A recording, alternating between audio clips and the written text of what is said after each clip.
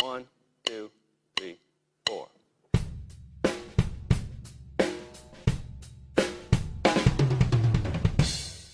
Muchas gracias, y la presentación es muy abrumadora. Tampoco se hacen las cosas de ese modo. O sea, por supuesto que no tengo esa perspectiva de mí mismo, porque quizás soy un poco veleta, así como voy haciendo cosas y las voy quemando como bengalas, ¿no? Que de hecho hay gente de mi entorno muy próxima a mí que entiende mejor que otros eso. Porque hay gente que se queda más apegada a propuestas que compartes y que tienen una forma, y yo incluso diría que cuando más contento estoy con algo es cuando más rápidamente salgo corriendo de ese algo. No sé por qué, tampoco creo que sea bueno, ¿eh? O sea, que cuando he ido haciendo discos y me han satisfecho y han tenido una textura y unas bandas, y a lo mejor en el mejor momento y en el mejor concierto, a lo mejor yo ya en el camerino estaba pensando esto va a ser lo último, pero no lo puedo ni nombrar porque... Y así muchas veces lo he hecho. O sea, que tampoco digo que sea positivo lo mío, pero que la perspectiva de uno mismo creo que en lo artístico no debe ser nunca nada ensimismada, a pesar de que muchos de mis discos pueden resultar ensimismados, pero ensimismados con cosas que no tienen que ver con el ensimismamiento anterior, quiero decir.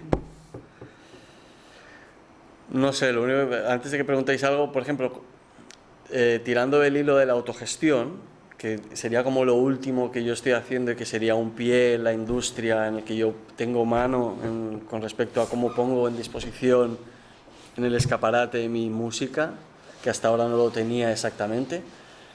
He sido siempre muy... he opinado mucho en los sellos en los que he estado, y eso me ha llevado a consecuencias fatales, ¿no?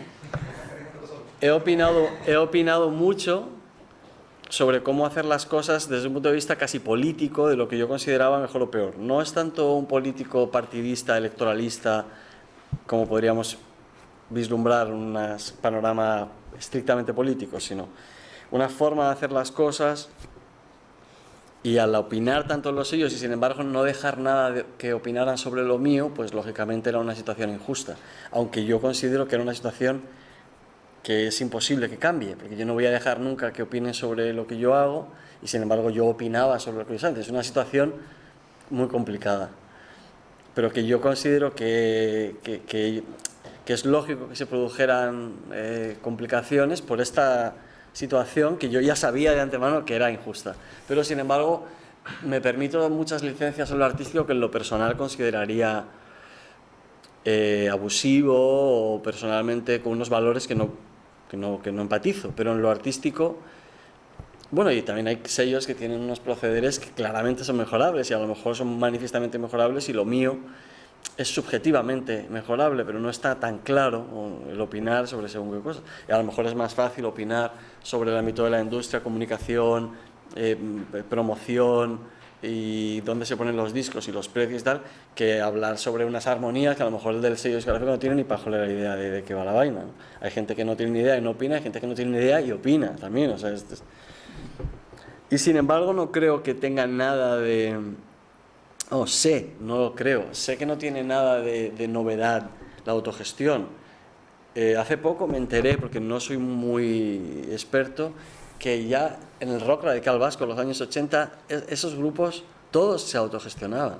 O sea, ya vislumbraron, ya intuyeron que su libertad creativa, artística, mensaje X, no necesariamente en cuanto a mensaje de apadrinar nada, sino de la estética que ellos quisieran llevar, tenía que tener también una ética propia, fuera la que fuera, ¿no? O sea que en los años 80 hubo un movimiento con el que musicalmente puedo estar súper lejos, pero una idea de las cosas ya estaba ahí, el germen de algo que ahora parece una necesidad, y que para tener esa libertad, por ejemplo, que yo he anhelado siempre, y no me quejo porque los sellos discográficos puedo haber tenido roces, pero al final siempre he sacado y ellos me han apoyado. Luego un tiempo, luego esas relaciones pues, han entrado en una combustión imposible, pero ha habido procesos, ha habido pasajes de amor, quiero decir. y, ahora mismo parece una necesidad la autogestión, a mí me va fenomenal en el sentido que no discuto con nadie, también es muy fácil, como he leído en una entrevista del señor Chinarro, que también creo que ha pasado por aquí, ¿no? Sí. Persona con la que tengo una relación y me resulta encantador y aparte es inteligente. Él cuenta pues que claro, que él lleva 20 años en esto y ahora se autogestiona y es consciente de que ahora puede hacerlo. A lo mejor no va a desplegar una promoción semejante a un sello con cierta infraestructura y oficina, pero que su nombre ya le abre puertas. Bueno, pues a él con 20 años de carrera y una trayectoria le abre puertas. A mí con 10 me abre puertas también. O sea, no podría haberme planteado la autogestión como los... O sea, el rock radical vasco sí que era rock radical. Vasco lo eran obviamente por su sitio, pero nosotros la autogestión es una necesidad y luego algunos nos aprovechamos del nombre más pequeño o menos pequeño que hayas adquirido gracias a los sellos discográficos que te han publicado los discos, más allá de las divergencias que hayas tenido. O sea que hay que poner todo en su lugar. ¿Estamos fuera completamente de los sellos discográficos? ¿Perdón? ¿Los que estamos completamente fuera de los sellos discográficos y no tenemos ningún nombre? Claro, por eso. ¿Qué hay que hacer? ¿Cómo se empieza? Claro, por eso El gran problema que yo detecto que tiene un grupo surco como el mío es que no tenemos nadie se interesa por nosotros. Por eso Es muy difícil de llegar al público potencial. Claro, por eso pondero mi labor en cuanto a la autogestión o la de otros con más nombre o la de otros con menos nombre, pero cuando no tienes nombre, antes, si les gustaba tu propuesta, te iban a fichar y iban a apostar por contigo, dentro de que tampoco en una clave. Yo nunca me he movido, o sea, la crisis actual no difiere mucho del momento en el que yo saqué mi primer disco. Yo siempre he vivido en una crisis.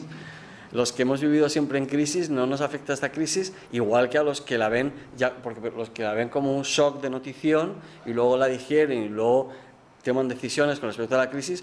Hay procesos que tienen que vivir que yo no tengo que vivir porque no tengo ningún shock, ya sé cómo vivir en la crisis, lo único malo es que sigue la crisis o que afecta a otros mercados, que todo se retroalimenta, porque una sociedad no vive un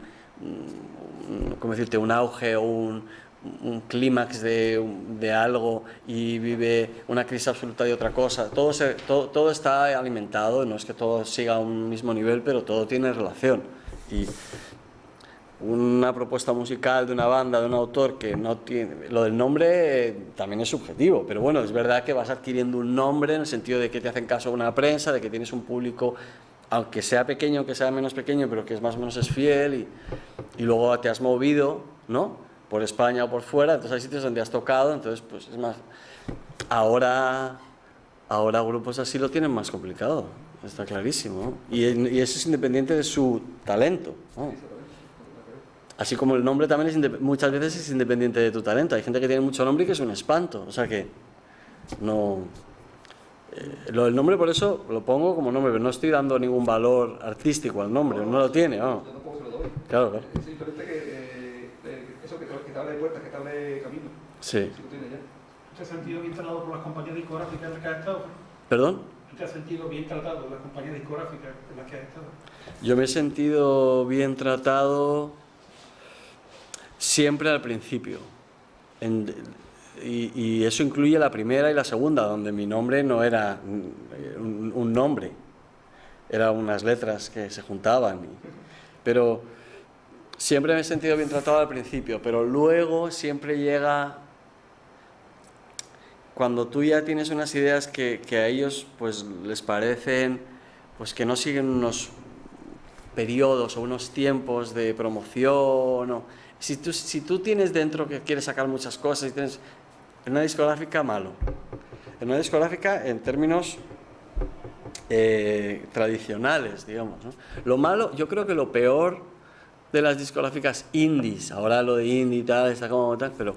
o independientes, o las que no son multinacionales, yo creo que lo peor que han tenido es que muchas de ellas se han comportado como pequeñas multinacionales y no han actuado con ese riesgo y con el descaro que por otro lado a veces también vendían. Yo creo que ha habido cosas que tienen que ver con la actitud. Las multinacionales no han engañado normalmente a nadie.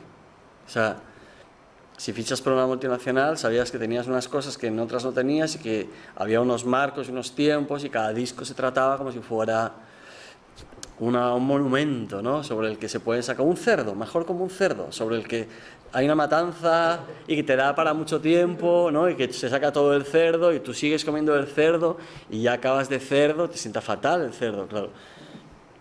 Y claro, si tú más bien sacas, tienes unos periodos fructíferos de fertilidad y sacas un disco y si el que viene, o sea, si ha ido más o menos bien en los márgenes en los que ha considerado las expectativas la discográfica y el siguiente tuyo no tiene nada que ver con el anterior, ya vamos, o sea, porque no continúas lo que has sembrado, que a mí me ha pasado continuamente, que yo creo que me ha perjudicado de cara a tener un mayor público y una mayor solvencia, vaya.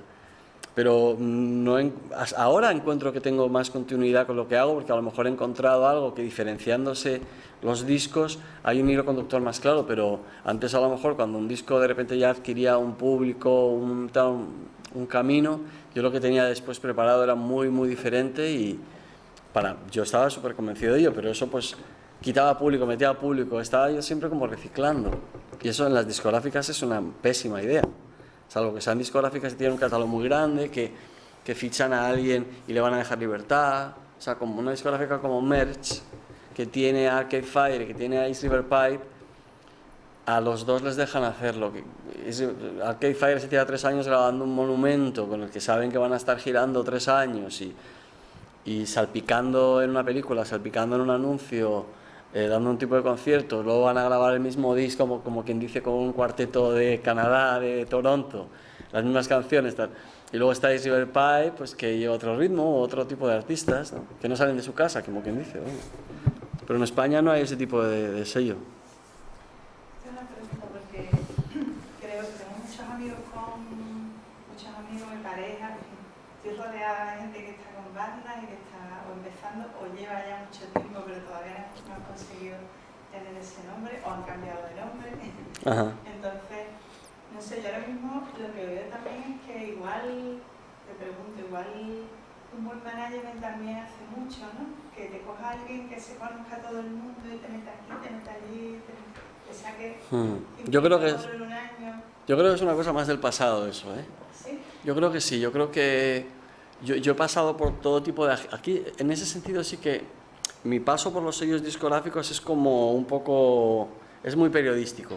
Siempre me lo preguntan, siempre les decepciono porque es mucho menos interesante de lo que parece, pero por las agencias por las que he pasado de booking sí que no es tan decepcionante desde el punto de vista antropológico industrial. He estado en agencias las más grandes desde el punto de vista independiente de aquí, que me han fichado y luego al final mi propia mutación constante ha hecho que tal, y luego he estado con gente más amigos, más pequeños, que con los que me ha ido mejor, aunque también tiene su límite, porque al final te das cuenta que tampoco ellos pueden estar tan dedicados a ti como tú necesitas y tampoco pueden lograr tantas cosas con respecto a las que tú podrías lograr por ti solo. Y ahora mismo tengo el mejor manager del mundo, que soy yo. Y he tenido como 4 o 5 managers. Y lo mejor de todo es que la realidad es que no tengo manager. Es decir, yo hablo con la gente ahora y en algún caso hay gente que son promotores que mueven zonas y hablas con ellos, pero ya soy yo. Conozco muchos músicos que admiro que nunca han tenido managers, ¿eh? Y sin embargo yo he pasado estos 10 años primeros míos de carrera, que es lo que ese número es lo que me llevó a reflexionar sobre ciertas cosas, pues eso que tú dices de mover, antes sí, sigue ocurriendo, es decir, hay agencias que tienen un catálogo de bandas en las cuales una tiene mucha demanda y consiguen que si quieren fichar a esa que tiene mucha demanda, consiguen meter en los festivales y en un cierto circuito a otras que tienen menos demanda. Sigue habiendo, las sigo conociendo, sé perfectamente ese proceder, tú no puedes luchar contra eso. Pero ni el señor Chinarro, ni yo, ni otros autogestionados, da igual, no, eso no puedes luchar. Pero como ese circuito tampoco es ahora mismo tan boyante, hay otros circuitos y yo creo que eso es una idea más de los 90, quiero decir, no es ni de los 2000. Yo creo que ahora alguien que, además internet, eso sí que es una ventaja enorme, tú te mueves bien en internet, sabes bien los sitios donde la gente toca, incluso en el caso de que no tengas ese nombre o esa costumbre o ese conocimiento, porque ya has tocado en esos sitios muchas veces, pero te pones a ver las giras que hace la gente que tú más o menos creas que son afines o que pueden tener un público a los que puede agradar tu música, y te pones a buscar los contactos, y yo no creo que haya nada que perder. Tampoco creo que te puedan ahora mismo ese tipo de grupos pagar de antemano una cantidad X y asegurarte que el viaje no vas a palmarla, pero yo eso sí que lo intentaría, vamos. No me parece eso un escollo. Ya que has empezado por el final,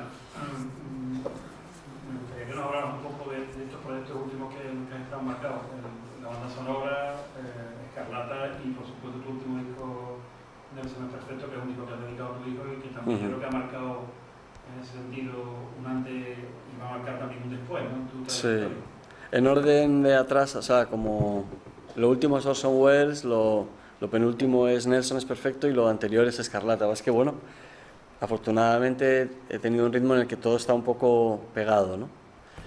El proyecto de Orson Welles es un proyecto increíble que jamás habría pensado que me lo iban a requerir, y son circunstancias, como siempre, lo mejor que te ocurre en esta industria, ni nombres ni nada, son cosas rocambolescas que salen y tal.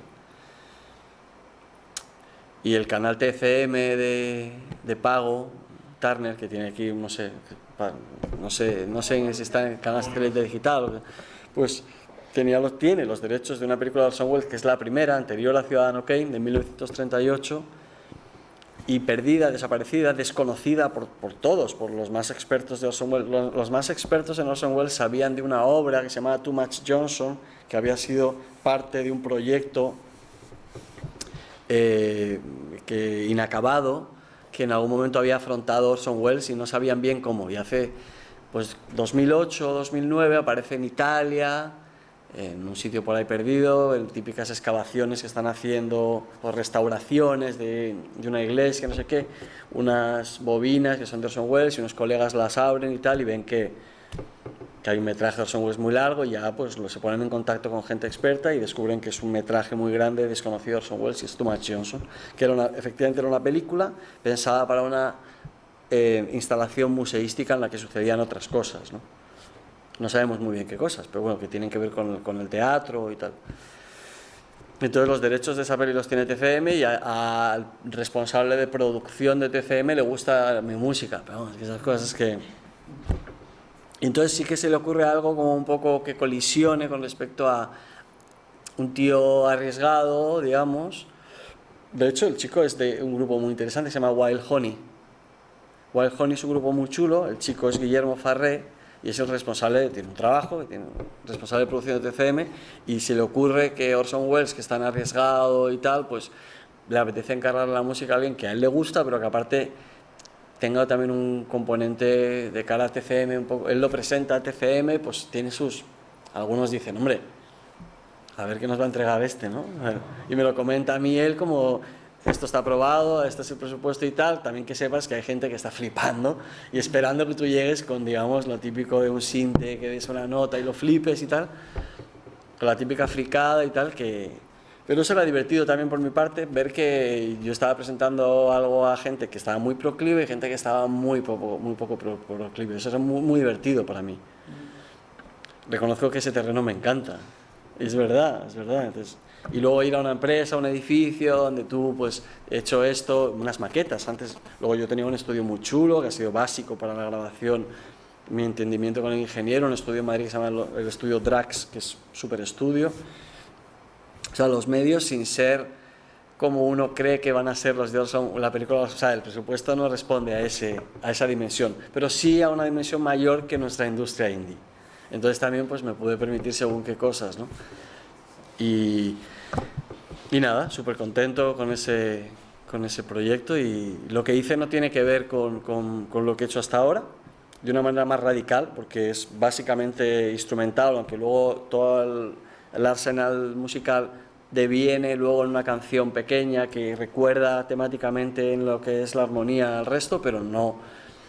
Lo que te queda el impacto de la banda sonora es una banda sonora instrumental, además no hay letra en lo otro, porque sí que hay una chica que canta y yo canto un poco, pero solo digo el nombre de la peli, porque es una película muda sobre la que yo he tenido libertad absoluta de hacer lo que quisiera, pero consideré que ponerle letra ya era distorsionar mucho el mensaje de lo que ocurría en una película muda, que Orson Welles no pone una palabra en toda la película, pues no voy a ponerla yo, me parecía demasiado. Pero cantar el título de la película Too Much Johnson así un poco como David Lynch sí lo hice. ¿Y qué tipo de instrumentación has usado? ¿Orquesta y eso? No, huí de eso, detesto, o sea, si tuviera una orquesta sería un proyecto que necesitaría más tiempo a lo mejor, pero no me parecía la película apropiada. Básicamente es música electrónica, o sea, con un par de sintetizadores yo creé ahí una maraña enorme y luego añadí en el estudio percusión de mi batería habitual, que se llama Quique Pierrot, que ha tocado muchísimos de mis discos, pero no en clave de baterista, sino de percusión, y luego violín y tuba, la misma violinista y el mismo tuba que tocan en algunos discos míos. Y luego eso también lo hemos presentado en directo en esta clave, yo con un par de sintes, con cosas pregrabadas, luego hay una canción que toco con la guitarra y tal, y muy contento con eso, es muy especial, claro. El disco anterior es Nelson, o sea, lo anterior muy pegadito en marzo, esto es en mayo, y el año que viene es el centenario del nacimiento de Orson Welles y haré conciertos y eso con este pack.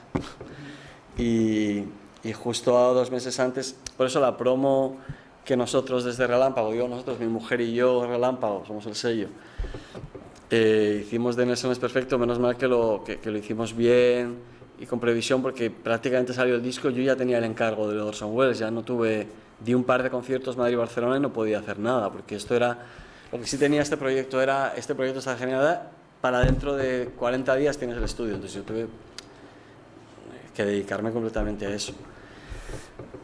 Entonces, dime. Nada, no sé. No, pregunta. Preguntar que los conciertos de este proyecto de Orson Welles se van a llevar también la proyección. Sí, hicimos un estreno previo al de la tele en el Matadero de Madrid con la peli, y en vez de la banda sonora original que he grabado y que en la tele sale, esa es la película acabada, porque yo tenía el encargo de acabar la película con la banda sonora, que eso es lo chulo.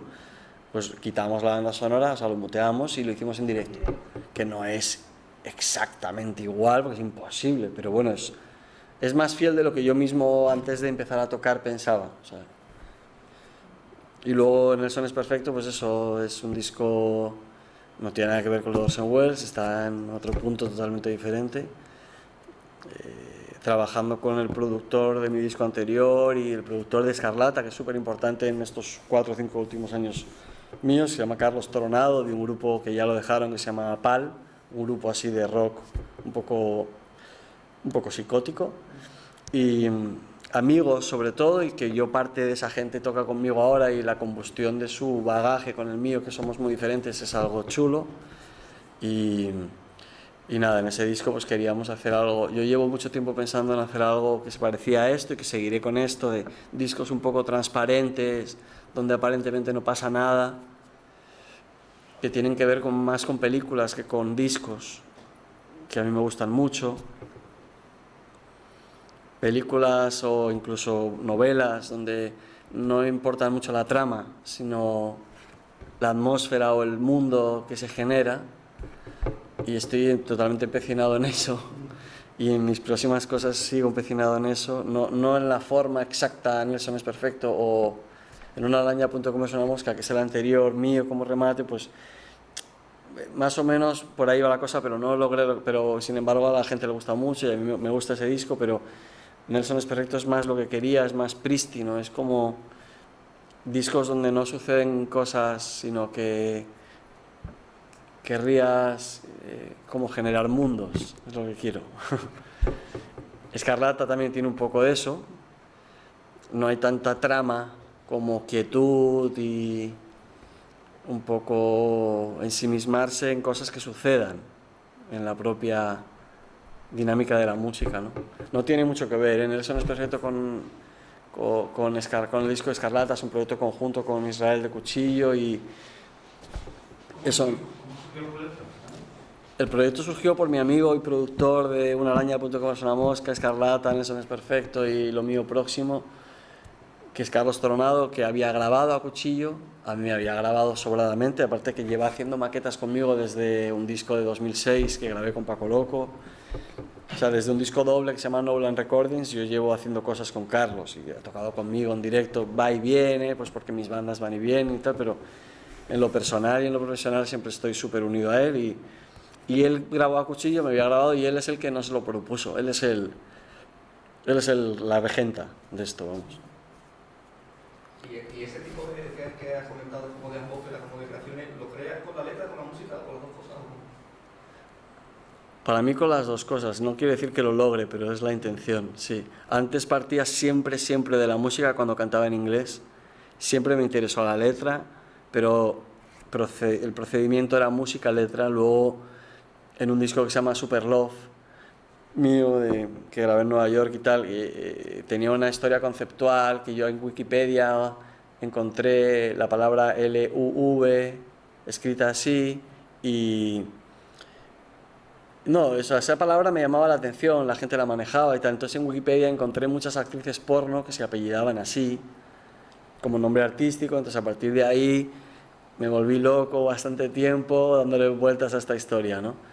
Y era una historia tan narrativa, pues que ya yo tiré de mis estímulos más narrativos y tuve que acudir al español. No fue tanto una sonorización del español como una necesidad del lenguaje. Y luego ya, sin embargo, me quedé muy prendado con ese lenguaje, por su timbre también y por las posibilidades que me daba de contar cosas que yo creía que tenía más capacidad que con el inglés, que de repente me atrapó mucho el castellano y a partir de ahí sí que pensé que tenían que fundirse más. O sea, empecé a tirar mucho de las letras y con Nelson es Perfecto sigue teniendo mucha presencia la letra. Yo diría que es 60% la letra y 40% la música. Yo ahora ya busco otra vez, ya que me veo más cómodo con el castellano, me veo totalmente cómodo, de hecho. Ahora me incomoda incluso el inglés. Pues entonces ahora ya me apetece que se funda más y que sea más transparente y más prístino. La transparencia no está, o sea, parece un poco, a lo mejor yo no lo explico muy bien, pero hay una cineasta que se llama Kelly Reichardt, que ha hecho varias películas, una se llama Wendy y Lucy, otra se llama All Joy. Kelly Reichardt, acordaos de este nombre. Bueno, pues nada, son películas donde no sucede nada, básicamente. Te dices, ¿qué pasa en la peli? Yo diría, nada.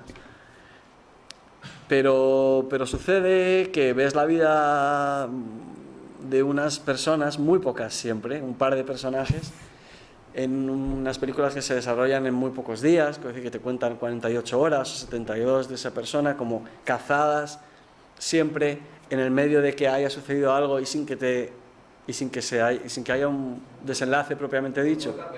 ¿El qué? Bueno, es que claro, me apasiona Raymond Carver. Sí, totalmente. Eso, o sea, que te atrapa esa situación, pero no es exactamente una gran trama, ni grande, ni muy pequeño. Pero sin embargo, que te conmueve, ¿no? ¿Y cómo se lleva eso a una canción? Yo creo que Nelson es Perfecto, algún momento que me satisface tiene. Y bueno, creo que en el futuro lo haré mejor. O sea, armónicamente, o sea, desde el punto de vista estructural, dando con una armonía que sea tan sugestiva que no haya que hacer 80 cambios. Es verdad que tampoco son 3 acordes, a lo mejor son 6, pero en su combinación, en su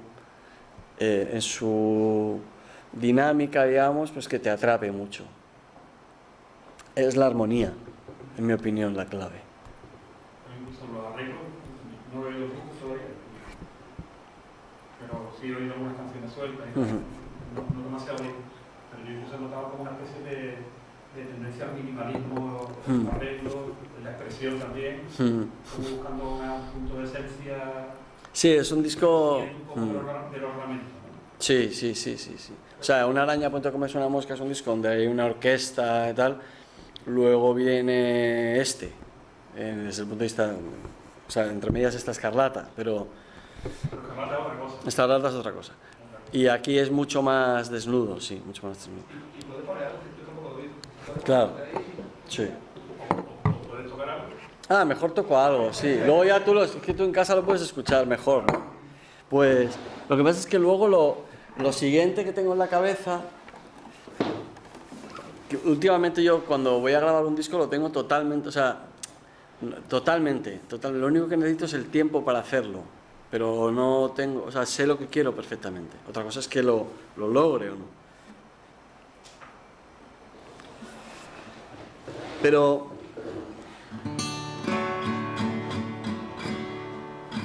bueno, esta es una de Nelson es perfecto. Es bastante parecido a lo que sucede en el disco, porque el disco es muy pequeño. O sea, no suceden cositas que son muy importantes, es cierto, porque como es tan pequeño, en esta canción, en el disco que voy a tocar, que se llama Sábado, todo es súper importante, porque son muy pocas cosas. Hay una batería muy pequeñita, hay un teclado, hay una guitarra que hace una guitarra muy grave no quería un bajo, pero es una guitarra que cubre ese espectro, esa frecuencia, digamos, y yo cantando. Es una canción pequeñísima esta.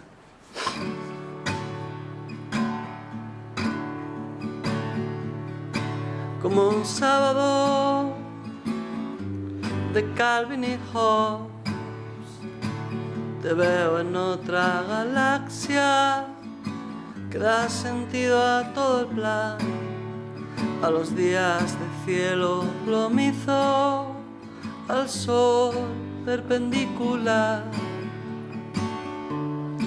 Como un sábado de Calvin y Hobbes sobre el arco iris,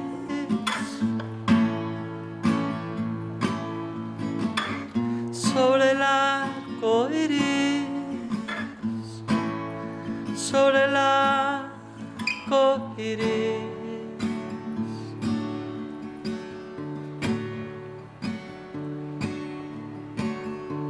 Paisajes fulgurantes, sueño con la inmensidad. Comeremos pizza de la noche anterior. Divisaremos en el cielo un retrato robot.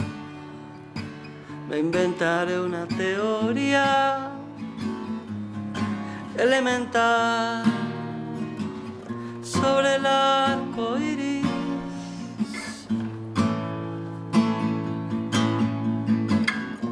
sobre el arco iris, sobre el arco iris.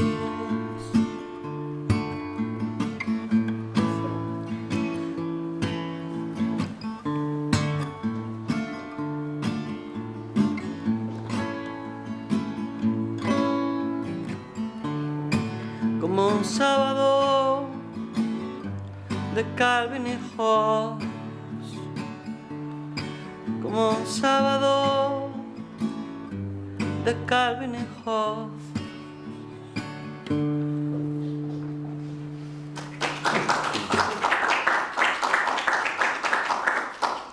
Pues es una canción muy La pequeñita. armonía es lo que es muy interesante. ¿La armonía, perdona? Que es lo que es muy interesante de la canción. Claro, para mí, o sea, más allá de que lo sea estrictamente o no, desde el punto de vista del acento, para mí es ese. En cambio, se oye una canción como esta y luego oye el disco de Escarlata y es algo absolutamente distinto. Lo veníamos comentando cuando veníamos para acá, que cómo has sido capaz, junto a tu compañero de cuchillo en Escarlata, de recrear como un mundo distinto, ¿no? Y no solamente en cuanto al resultado, sino también a las sensaciones que transmiten, ¿no? Sí. Mucho más, ¿cómo decir? Mucho más misterioso. Estas canciones, o lo que yo te digo por primera vez de Son Perfectos, es un disco muy sincero, ¿no?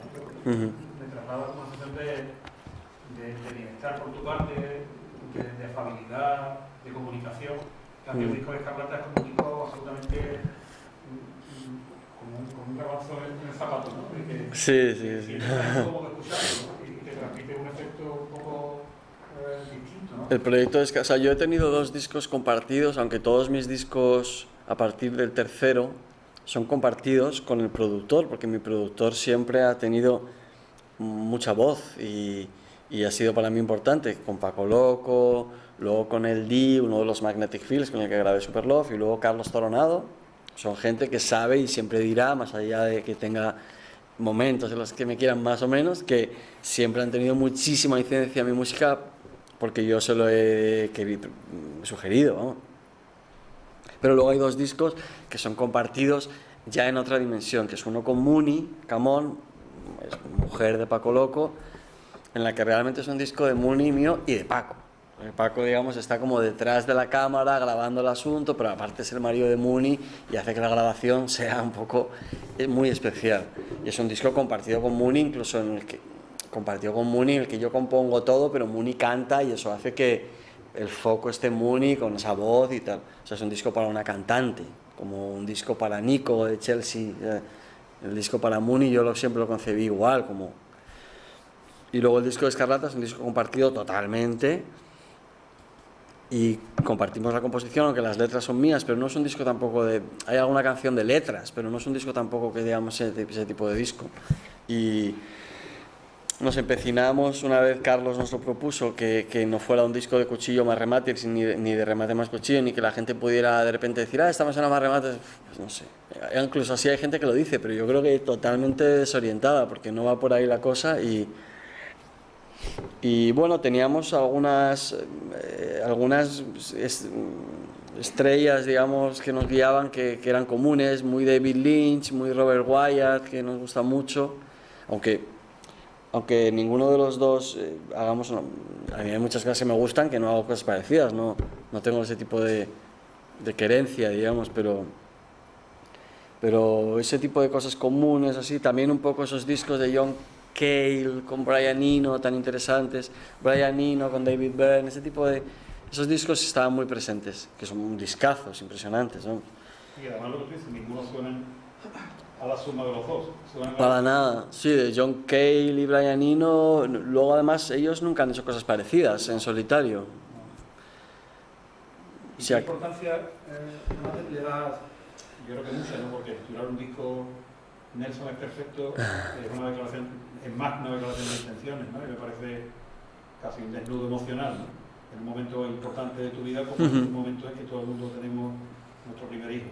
Y me parece un ejercicio de, como decía antes, de sinceridad, pero también de sinceridad emocional, ¿no? En el sentido.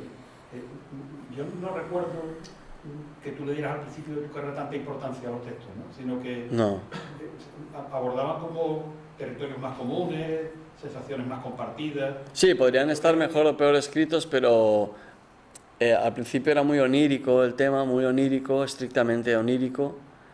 Onírico no surrealista, sino como si volar, el recurrente deseo de volar cuando sueñas, pues yo entonces es como que escribía desde esa perspectiva, ¿no?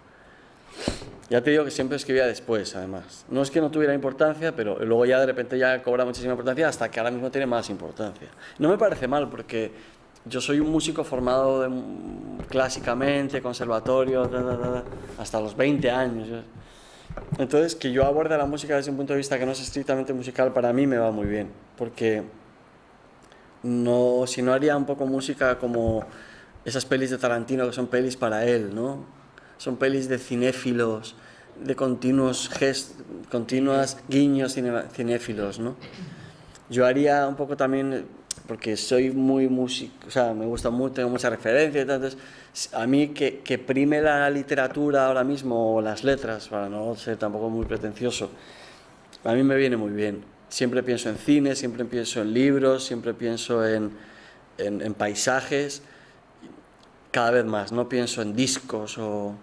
Esa referencia a Calvin y Hobbes, ¿no? A mí me ha llevado un sábado por la tarde súper guay, no sé. Claro, ojalá.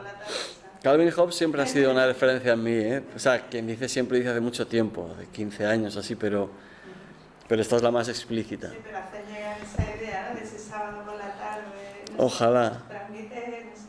Calvin y Hobbes es que a mí me transmitía mucho lo de mi hijo también, ¿no? O sea, esa sensación de felicidad, él con Hobbes, ¿no? Y Ser pequeña, ¿no? Eso es increíble, sí. O sea, Calvin y Hobbes, digamos que Watterson te da sí que te da esa sensación.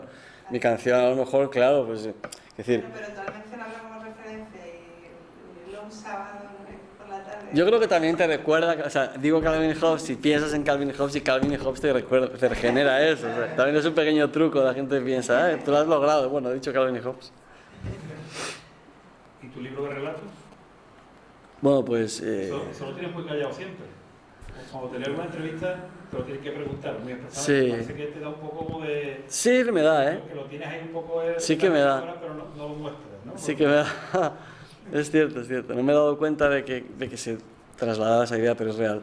No, pues la verdad es que me interesa mucho y todo va junto. O sea, desde el momento en el que... Es Super Love el inicio de eso. Yo a partir de Super Love, de ese disco...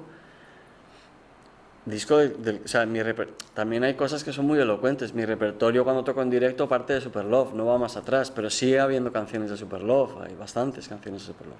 Entonces desde Super Love voy para adelante, no toco ninguna de Escarlata, porque es un proyecto que tenemos de estudio que no nos gusta tocar en directo, cosa que hoy en día también a mí me parece un gran defecto de la industria discográfica, que los discos siempre tienen que tener su panorámica en directo, cosa que hay discos y autores y canciones que lo tienen, pero discos que no. Hay tantos discos que me gustan mucho y que a mucha gente le gustan mucho y que seguro que os gustan. Eso los Beatles lo entendieron perfectamente. Hombre, claro.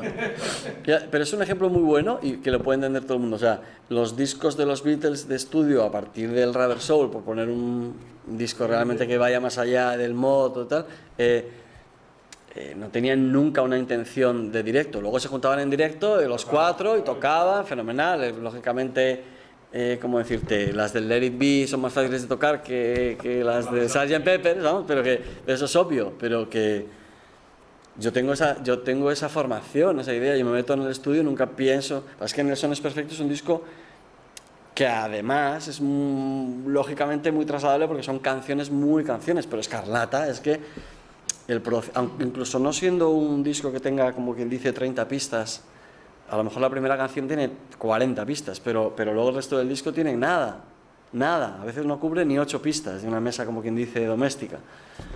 Pero luego, sin embargo, no es para tocar en directo, es un disco, los de Brian Eno y John Cale, que yo sepa, nunca los han tocado en directo, ¿no? O sea, es que son cosas como que... No, es una... Yo creo que estoy totalmente de acuerdo con lo que comentas, ¿no? Ha habido siempre como una especie de obligación, ¿no? Sí, y cada vez más, porque como ahora el dinero... Y que suena igual. Sí, bueno, eso es dramático, Incluso en el momento, o sea, la gente que quiere, eso es dramático, o sea, a mí siempre me ha interesado, ya no hablo de yo, autor, no, o sea, yo voy a ver a un grupo que me gusta lo que hacen, pero no para ver algo que ya me puedo poner en casa. Para nada, en absoluto. Típico, no han tocado otra canción, no sé. O sea, el disco se consume en tu casa, en la intimidad, ¿no? Lo que tú grabas al vacío, en tu casa lo consumes, pero no puede ser trasladable eso a un directo, pero ni el disco más... De hecho, cada vez me interesan más los directos en los que yo voy solo y luego en disco puedes hacer un disco que sea... que nunca pueda ser tocado. Y eso está bien, no está mal. Y luego al mismo tiempo hay discos que grabas con hay discos de Elliott Smith, digamos, con una guitarra y la voz que son perfectos, nada, no hace falta nada más. Pero ha habido como, históricamente, ¿no? Una especie de conexión como ineludible, ¿no? De que Sí. el músico tenía que tocar ese tema en directo, y yo creo que son dos mundos distintos, dos ambientes distintos. Estoy de acuerdo con ello. Yo creo que los discos deben ser una cosa y un disco pueden ser otra. Totalmente, y hay gente que le... Claro. Digamos, vestir las canciones, hacerlas como te dé la gana. Claro. Y de manera que un disco saque por abajo. Nosotros, Israel y yo, o sea, en Escarlata nos contrataron para un festival en Barcelona que se llama Emergencias, de grupos nuevos, tal, que nosotros, estrictamente hablando, de Escarlata es nuevo. Entonces, por primera vez entramos en un circuito en el que nunca entramos, porque, sobre todo yo, porque tengo muchos discos y en cosas que girando por salas o a iniciativas de las GAE, yo ya siempre he tenido muchos discos, tienes que tener como mucho 3, ya tenía 7. Yo no fui veterano.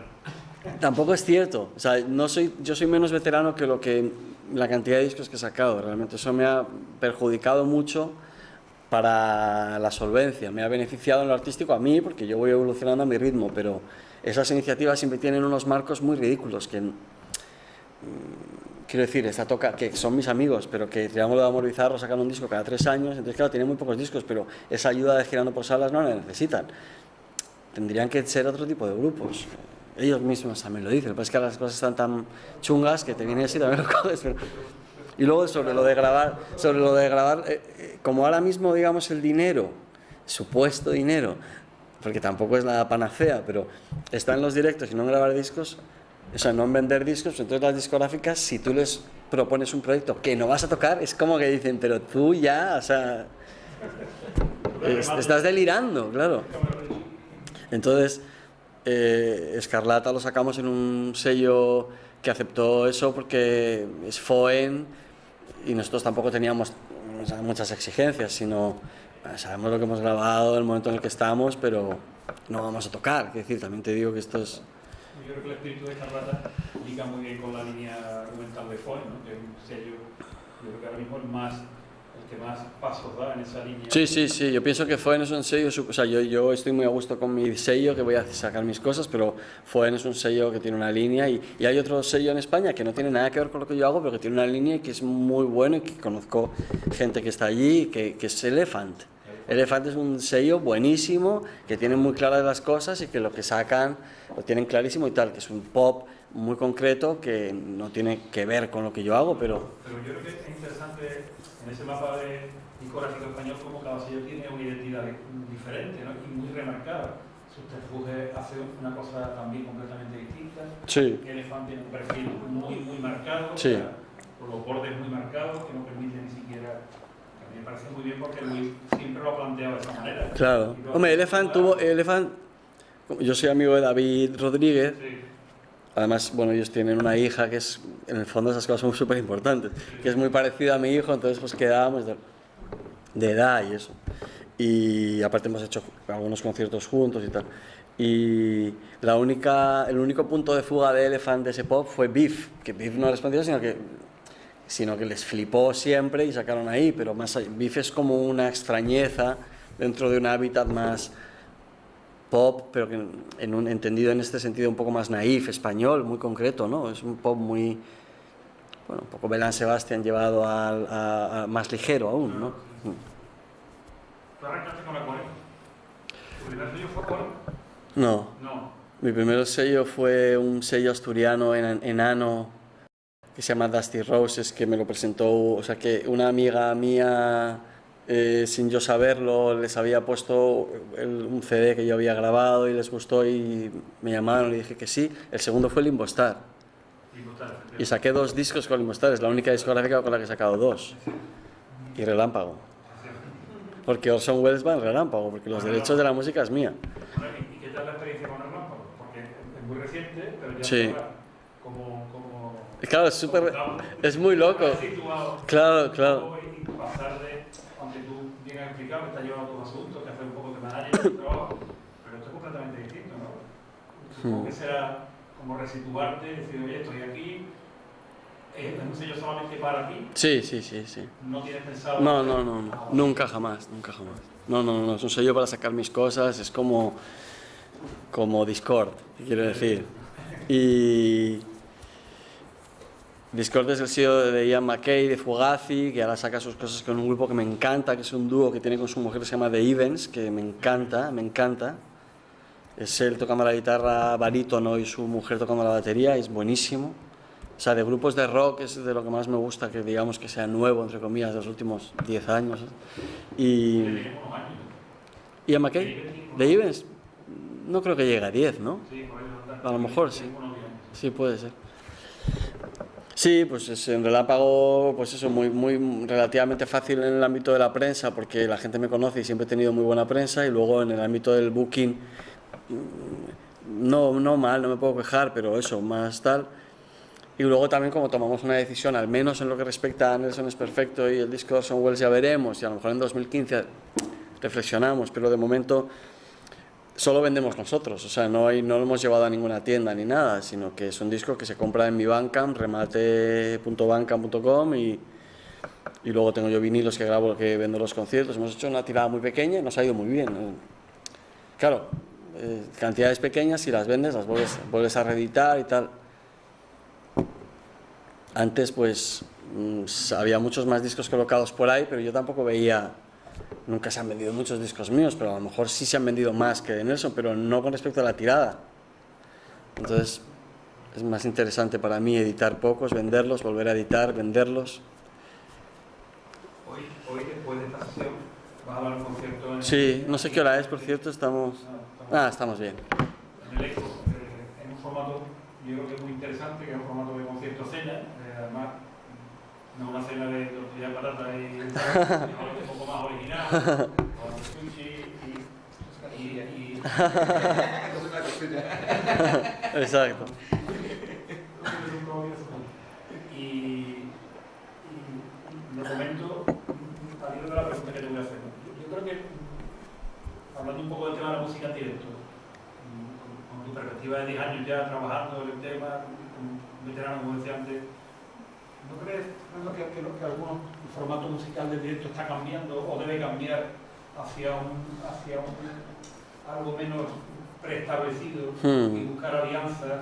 No hablo solamente de la gastronomía, sino hablo de alianzas con el cine, hablo de alianzas con la literatura. Yo creo que alianzas de escenarios también, alianzas de horarios también. Claro, porque yo creo que hay como, y esto lo hemos comentado en otras sesiones de autores y ha salido el tema y me parece interesante tratarlo.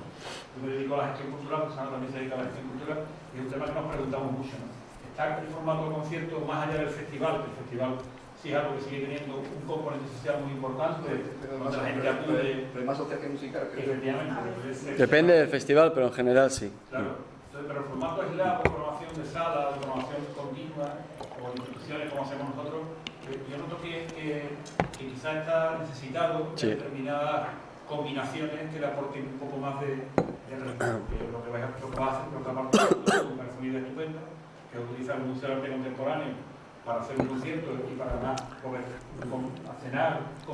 La idea no es mía, es del que lo programa, vamos. Sí, de Miguel de la Silla Verde, que lo ha planificado y yo he hablado con él y lo he felicitado porque me parece muy interesante. ¿Tú crees que quizás una de las... Yo creo que necesita revisar? Yo creo que categóricamente sí y es una conversación que podría ser súper larga porque yo pienso que primero esta tendencia fomentada por los sellos discográficos, en algún caso por algunas bandas emergentes, pero de que no se venden discos y que hacen discos festivaleros, con vistas a que se escuche el disco y alguien diga esto va a petarlo en un festival. Son discos que a lo mejor alguno es bueno independientemente de eso, pero que en general y en un gran porcentaje de los casos es un disco sin ningún interés, porque ya la idea no tiene interés. Cuando la idea no tiene interés es que es muy difícil que sea interesante. Sin embargo, cuando la idea tiene interés es complejo que luego llegue a ser interesante, porque ideas buenas todos tenemos. Yo quiero volar, tú también quieres volar, ¿no? Entonces, ahora vamos a intentar volar. ¿Vale? Ideas buenas, es más fácil tener ideas buenas, pero si la idea no es buena, también te digo que estamos mal, es como que no hay guión. La peli buena con mal guión, bueno, pues a lo mejor si tienes ahí a superactor, cubrimos el expediente, pero es difícil. Entonces, yo creo que esa culpa parte de los sellos discográficos. Entonces, el formato directo es un formato muy homogéneo, y que además al cabo de los años que ha habido gente que sobradamente ha dinamizado eso, ahora mismo hay pocos. Y esos pocos son los que yo creo que es interesante. Yo creo que además habría que reflexionar. Yo las giras más grandes que he hecho no son en España. Es una gira por Europa, como de 30 fechas seguidas tocando, y en Estados Unidos un par de ocasiones, como 25 fechas seguidas tocando. Nunca aquí se pueden enlazar tantas cosas, porque aquí está todo muy enfocado al fin de semana, está todo muy enfocado en circuito de noche. Estas fechas que tiene Estados Unidos no eran clónicas. O sea, un día tocabas a la 1:30 de la tarde en un césped, un poco Grateful Dead, si quieres, y había nachos, y la gente come y tal, pero la gente va a escuchar música, o sea, no es un... Y luego un día tocas en un circuito habitual de un club de noche, y luego tocas en una universidad. Tiene que ver con el horario, tiene que ver con el formato también. Las bandas de rock como tal no está mal en sí, pero no puede haber tanto clon, no puede haber tanto lo mismo. Hay un grupo muy interesante que es interesante en todo lo que hace porque las ideas son buenas, y luego ya pues van perfeccionando lo suyo, que es Hidrogenés. Obviamente son muy buenos en lo que hacen porque todo el rato están dinamizándose a ellos mismos y a todo, y entonces no son gente a las que vayas a ver y ya sabes lo que vas a ver. Ellos mismos, supongo, estoy seguro, que van todo el rato contra eso, tienen unos conceptos buenos, entonces luego, pues, lo digo como un ejemplo, No, es un concepto que no vas a olvidar. pero es que yo creo que lo hacen bien del origen, y luego ya pues van perfeccionando y perfilando sus cosas cada vez más. Entonces, yo, por ejemplo, cuando veo a Michael Gira en directo me gusta mucho más que Swans. Esto suena como, ahora mismo hablar de que Swans en directo no te apasiona, parece como el anticristo en el... Sí, es verdad. Pero yo soy fan de Swans de antes, me gustaba, lo escuchaba, luego Angels of Light me gustaba, incluso puede que más, y luego Swans llegan y bueno, es un grupo, claro, con experiencia, que suenan apasionantes, tal, pero a mí tampoco me interesa mucho, no me interesa nada realmente. Yo voy ahí a oír un feedback muy bien, pero digo, y cuando veo a Michael Gira solo me encanta. Es solo él con su guitarra, que no es, como decirte, una máquina, ni nada de eso. Es una interpretación que tiene más que ver con el drama y con cosas mucho más interesantes. Ya te digo que no es muy compartida mi opinión, o sea, en ese sentido hay una cierta tendencia que Swans ahora mismo en directo es la catalepsia absoluta. Yo creo que no, yo creo que hay cosas mucho más interesantes ellos mismos, vamos, y es una banda de rock muy trillada que no va a ningún sitio, o sea, lo digo como ejemplo. Si Swans evidentemente no es una cosa que me disguste en sí, pero que... ¿Y qué culpa tiene el público de eso? Es decir, si tú ahora te pones a tocar esta canción que has tocado en un sábado por la noche, ¿el público te hace caso? Hombre, es una buena pregunta. Hoy el sábado tocó ¿dónde? En Almendralejo, vamos a ver si me hacen caso. El sábado tocó en Almendralejo, vamos a ver, no, es una buena... Yo no sé si me van a hacer caso. Pero hay gente que me va a ver en Madrid o no sé qué, que es que me va a ver a mí, sabe que se va a encontrar, no necesariamente esto, pero bueno, que va a verme a mí, entonces sí que, pero yo con esta canción no callaría a nadie, es lo que quiero decir. O sea, si no me conocieran, por eso en Almendralejo el sábado, yo no lo sé, a lo mejor no. Pero el público, bueno, primero... Entiendo que el público quiere una cosa, no es que los grupos están buscando dar al público esa cosa. Es que yo creo que el público indie es un público complejo. El público que no es indie a veces ha ido a ver cosas sin tanta lupa y tirando más de que lo han pasado bien, o a lo mejor lo que han visto a mí no me satisface, pero en su atmósfera han decidido ir a ver un concierto de el ejemplo que sea, con un sentido más de vamos a ver un concierto, pasarlo bien y tal. En el público indie, que hay gente que sabe, pero una masa, también parece como que hay un virus de musicología ahí en el público indie que no se corresponde con sus conocimientos, y sin embargo se están perdiendo lo más importante de todo, que es pasarlo bien, que no es unidireccional. Pasarlo bien no significa solo reírse. Hay conciertos a los que vas y te lo pasas bien y sufres, pero te lo pasas bien, como una película. Quiero decir, Casma Combs no es la juerga, quiero decir, pero me parece fascinante su música, y él en directo lo he visto y es de las cosas que más me ha gustado, porque últimamente no voy a muchos conciertos, pero porque la mayoría no me gustan. Casma Combs, de lo último, yo lo he visto en directo y me parece fascinante. Y hay mucho público indie que va, como quien dice, con una libreta o algo así, como si lo hubieran encargado de hacer la crítica. Pero luego, aparte, que incluso esa libreta con lo que y van a cosas muy técnicas. Es como si fuéramos al cine y estamos viendo si aquí sería mejor una Steadicam o cámara al hombro. Dices, me estoy aburriendo muchísimo. Eso no es una reflexión que haya que hacer al ver nada artístico. Pero ni yo, yo no tengo ninguna deformación profesional. Yo nunca voy a ver un concierto y digo, ¡ay, qué mal ese, qué desafinado! Para nada, para nada. Es que ni se me pasa por la cabeza. De hecho, desafinado puede ser genial, afinado puede ser no genial, o sea, no va por ahí. Nico en el disco Chelsea Hotels desafina como una gatancelo. Es un disco que es una obra maestra para mí, es una maravilla, pero no está exactamente afinado, pues porque tiran de instrumentos como el armonium, el piano, la guitarra, que ya ni entre ellos están perfectamente afinados. O sea, entonces ella, que no es afortunadamente una cantante académica, ¿en qué instrumento se guía? si, si entre ellos tres no están perfectamente afinados. Entonces, claro, hay un desafine general, pero no es lo más importante. Es que yo creo que el indie o la alternativa independiente también ha generado una ortodoxia. Ha creado como una especie de canon, y eso de la libreta y tu comento también ha reflejado.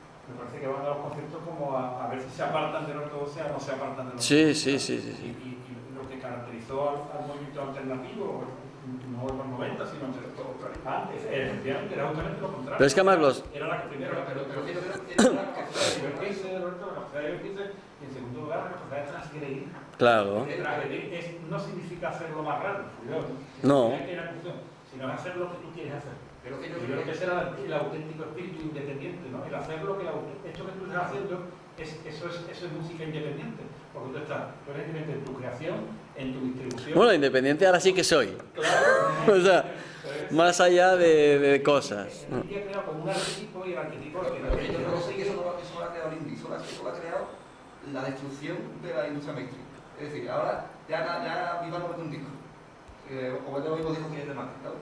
Entonces, como ahora los que venden discos son los 600 grupos indie que hay por ahí. Pero ya no vende disco nadie. Bueno, 600 grupos, venden 8. Los 600 van a vender un disco, los 600 discos. No, me refiero que a lo mejor hay 5, 6, 7 grupos que se catalogan indie que venden una cantidad de discos reseñable, de verdad, o 8, ¿sabes? Creo que me faltan más. Y conozco a algunos que vendían y ya no, es que no, es muy difícil eso. Bueno, como digamos, como lo que se intenta vender es ese producto, el indie, prácticamente yo creo que al público, yo creo, mi opinión es que prácticamente la banda da igual, ¿vale? Porque al final todas las bandas son tan iguales, tan parecidas, que es que no da igual. Entonces yo, como banda, si quiero meterme en ese mundillo, tengo que sonar igual, porque sé que eso es lo que me va a gustar al público. No, pero eso es coyuntural también, o sea, hay que decir que eso es el presente gerundio, o sea, no va a ningún sitio. Obviamente eso no va a durar, eso no va a durar.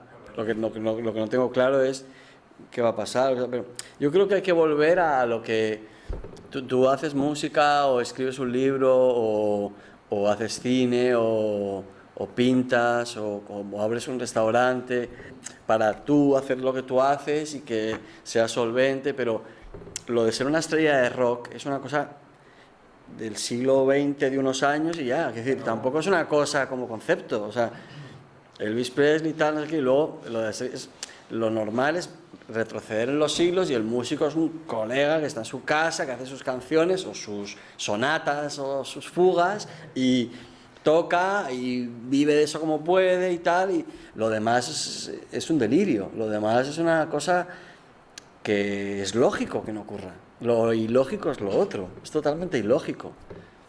Y lo hace porque no puede hacer otra cosa, que es lo que le sale. Claro, pero yo qué sé, ¿cuántos grupos salieron de Canadá al lado de Arcade Fire interesantes? Y Arcade Fire pega el petardazo. Bueno, pues, pero lo normal son los otros, que luego han hecho 80 formaciones y ya está, es lo normal. Y Pitchfork Media y todo eso, pues son grandes escaparates de información que están muy bien hechos y tú puedes navegar y entrar en Pitchfork Media y verás discos todos los días, reseñados, entrevistas, está muy bien hecho. De ahí a considerar eso como un termómetro de cosas, pues relativo. Yo he visto cosas salvajes, absurdas y luego, sin embargo, formalmente hablando, es una revista espectacular. Pero algunos de los discos que más me gustan de la historia no aparecen por ahí o no los entienden o no los consideran suficientemente modernos o lo que sea, pero al mismo tiempo considero que es un sitio súper fenomenal para entrar e informarte, como el periódico. Es decir, tampoco hay que tomarlo. Los que se lo toman de otra manera es como absurdo. Tú lees el periódico para ver noticias, no quiere decir que ya seas un militante de una línea, no sé qué, que sí que los hay, pero que no está bien. Bueno, si queréis, yo creo que si no hay ninguna pregunta más, sería una buena idea que Fernando termine